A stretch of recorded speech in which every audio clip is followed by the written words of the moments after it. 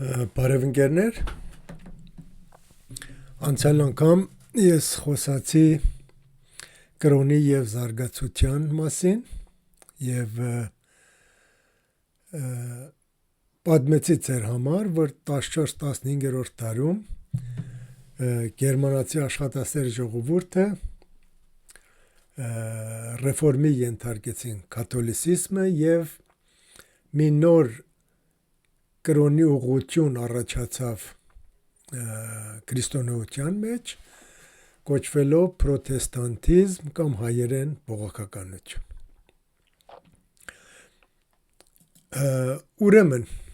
ես այս քարտեզը ցույց տվեցի և դուք տեսնում եք, որ այն կարմիր կետերով նշած երկրները սրանք պրոտեստանտ երկրներն են, ստեղ մի հատ բացառություն կա, դա էլ Իտալիայի հյուսիսային մասն է, որ սրանք էլ շատ չնայած կաթոլիկ են, բայց նմանվում են այս պրոտեստանտ երկրներին։ Իսկ մնացած երկրներ, մնացած կաթոլիկ երկրները մնացին կաթոլիկ և արևելյան մասը օրթոդոքս երկրները մնացին օրթոդոքս, այսինքն ոչ մի ռեֆորմի այս երկու ճյուղը չենթարկվեց։ Եվ այսօր, երբ մենք նայում ենք այսօրվա դրությամբ, տեսնում ենք, որ այս բոլոր երկրներ, որ կաթոլիկ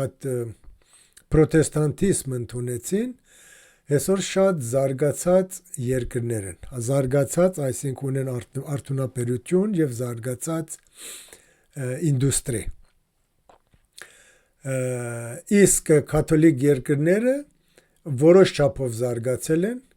ազդվելով իրանց հարևաններից, իսկ օրթոդոքս երկրները, օրինակ Հունաստանը, Հայաստանը, Վրաստանը, սրանք ոչ մի զարգացում չունեն։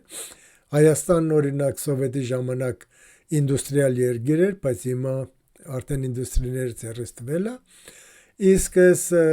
Սերբիայում ունեն ռազմական ինդուստրի, Ուկրաինայում նույնպես, Բելարուս և Ռուսաստանում։ Այսինքն այս երկրներն ունեն ռազմական ինդուստրի, ոչ Բուլղարիան։ Բուլղարիան ոչ զարգացած երկիր է։ Եվ այսինքն ստեղից կարելի է եզրակացնել, որ այն ժողովուրդները, որ աշխատասեր էին և ստեղծող էին, արդեն կրոնը ենթարկեցին իրանց աշխատասիրությանը, աշխատանք բառը մտցրեցին կրոնի մեջ, դրանք պրոտեստանտներն էին, իսկ մնացածը ազդվելով ինչ-որ չափ զարգացել են, բայց ոչ պրոտեստանտների չափ։ Եվ այս երկրներում գոյություն ունի արդյունաբերություն և զարգացած ինդուստրիներ և ժողովրդավարություն և դեմոկրատիա։ Իհարկե, դեմոկրատիա ինչ-որ չափով գոյություն ունի կաթոլիկ երկրներում, նույնպես ինչ-որ չափով, այսինքն պետք է որ իրանց ինդուստրին է հետ մնում պրոտեստանտներից, իրանց դեմոկրատին էլ հետ է մնում այն երկրներից։ Իսկ օրթոդոքս երկրներում, որ ավելի, այսինքն ինդուստրիի կողմից հետամնացած են, իրանց դեմոկրատիան էլ կաղում է։ Հիմա ես ուզում եմ ստեղ ցույց տամ մի ուրիշ քարտեզ, և դա համաշխարհի քարտեզն է։ Ստեղ էլ նույնիսկ ոչինչ չի փոխվել։ Կաթոլիկ պրոտեստանտ երկրները Ամերիկան, Կանադան, Ավստրալիան, որոշ չափով Նյու Զելանդը, և ստեղ ես ավելացել եմ Հարավային Աֆրիկան։ Հարավային Աֆրիկան ամենազարգացած երկիրն է Աֆրիկայի կոնտինենտի ներսը։ Եվ դրան, այսինքն ստեղ եկան հոլանդացիք, անգլիացիք, իրանք ապրելու համար և երկիրը զարգացրեցին։ Ստեղ ես ավելացել եմ երկու հատ նոր երկիր՝ Ճապոնիան,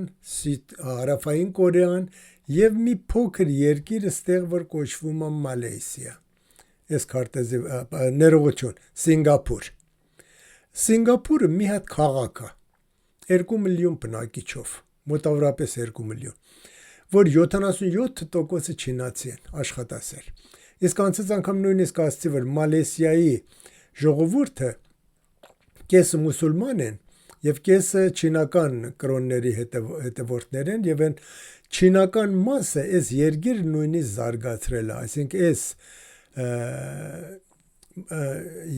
աշխարհամասում Մալեզիան ամենից զարգացածն է։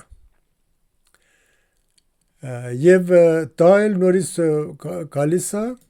չինական, այսինքն ժողովուրդների, որ իրանց ժողովուրդների չինական կրոններ եւ չինացիան իրանց աշխատասիրության։ Եվ Սինգապուրն էլ նույնպես։ Սինգապուրը մի հատուկ երկիր է, որ հետո կանդրադառնամ իրան։ Ուրեմն այստեղ էլ եթե նայում ենք Ճապոնիան, Հարավային Կորեան, չնայած սրանք պրոտեստանտներ չեն, իրանց կրոններն ունեն, բայց սրանք զարգացած են, երկուսն էլ շատ զարգացած ինդուստրի ունեն, արդյունաբերություն ունեն, եւ այդ պատճառով էլ իրանք ունեն դեմոկրատիա եւ ժողովրդավարություն։ Սիդ Ամերիկայում էլ հիմա նույն ունեն ընտրություններ դեմոկրատիա։ Ուրեմն տեսնում ենք, որ այսինքն այստեղ չէ պետք է սխալվենք, որ դեմոկրատիան կապենք ինչ-որ կրոնի հետ։ Եթե երկիրն ունի առաջացած, զարգացած ինդուստրի եւ արդյունաբերություն, այդ երկրները լինում են դեմոկրատիկ եւ դեմոկրատիան գոյություն ունի այդ երկրներում։ Օրինակ, եթե մենք խոսում ենք Հայաստանի մասին, Պարսկաստանի մասին կամ Միջին Արևելքի երկրների մասին, եթե նույնիսկ այստեղ ուզենան դեմոկրատիայի ձևով, այսինքն ինչ որ դերի դեմոկրատիայի դերի մեջ մտնեն, չի աշխատի, որտեղ դեմոկրատիայի հիմքում գտնվում է արդյունաբերությունը եւ ինդուստրիան։ Իսկ Սինգապուրի մասին մի երկու խոսք ասեմ, Սինգապուրում այսինքն իրանց պետությունը ժողովրդին տվել է բնակարան, առողջապահություն, աշխատանք, կրթություն եւ նույնիսկ COVID-ի ժամանակ իրանք ամենակիչ, այսինքն այդքան լավ բժշկությունն է, որ ամենակիչ մարդային կորուստն ունեցան։ Բայց այս երկրում հետաքրքիր է, որ մի հատ ազատ թերթ գոյություն չունի։ Նոր ես լսեցի 2 ամիս առաջ, որ նոր մի հատ ինչ-որ սոցիալ-դեմոկրատական կուսակցություն է սարքվում։ Եվ տեսնում եք, որ եթե պետությունը ամեն ինչ տալիս է, ժողովուրդը գոհ են, աշխատանք, այսինքն ապագային իրանք իրանց հույս են տալիս ապագայի մասին եւ այսօր ունեն ամեն ինչ, այսինքն ազատ թերթով ինչ պիտի անեն ստեղ, կամ խոսքի ազատությունով ինչ պիտի անեն ստեղ։ Խոսքի ազատություն միթե դրա համար չի, որ եթե պետությունը պետության աշխատողները կամ չինովնիկները չարաշահում են իրանց